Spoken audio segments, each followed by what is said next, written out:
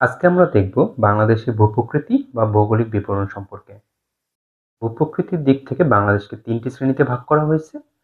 সেগুলো হচ্ছে টারশিয়ারি যুগের পাহাড়সমূহ, প্লাইস্টোসিন কালের সোপানসমূহ এবং সাম্প্রতিক কালের প্লাবন সমভূমি। প্রথমে আমরা দেখে নিব টারশিয়ারি যুগের পাহাড়সমূহ, এগুলোর অবস্থান এবং কোথায় আছে। টারশিয়ারি যুগ হচ্ছে আজ থেকে প্রায় ২ মিলিয়ন বছর পূর্বে, যখন হিমালয় পাহাড় অতীত হয়। ঠিক সেই সময়ে বাংলাদেশের যে সকল পাহাড়গুলো তৈরি হয়েছে, সেই পাহাড়গুলো নিয়ে টারশিয়ারি যুগের পাহাড়সমূহ অবস্থান।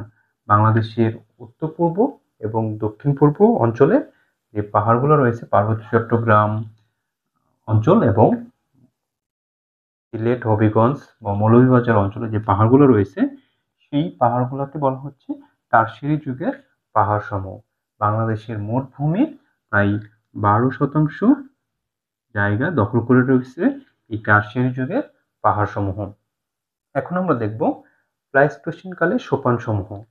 আজ থেকে প্রায় ২৫,০০০ বছর পূর্বে প্লাইস্টোসিন কাল শুরু হয়। সেই প্লাইস্টোসিন কালে বাংলাদেশে যে ভূমিগুলা তৈরি হয়েছে সেটাকে বলা হচ্ছে প্লাইস্টোসিন কালের সোপানসমূহ। প্লাইস্টোসিন কালের সোপানসমূহ অবস্থান হচ্ছে বাংলাদেশের যে বরেন্দ্র অঞ্চল রয়েছে, রাজশাহী, বৃহত্তর রাজশাহী অঞ্চল এবং মধ্য বাংলাদেশের মধ্যভাগে গাজীপুর, টাঙ্গাইল অঞ্চলে যে ভাওয়ালগড় রয়েছে সেটা, এবং কুমিল্লা অঞ্চলের লালমাই অঞ্চলটা হচ্ছে এই প্লাইস্টোসিন কালের সোপানসমূহের অন্তর্ভুক্ত। এবং বাংলাদেশের মোট ভূমির ৮% হচ্ছে এই ভূমির অন্তর্ভুক্ত। সাম্প্রতিককালে প্লাবন সমভূমি কোনগুলো?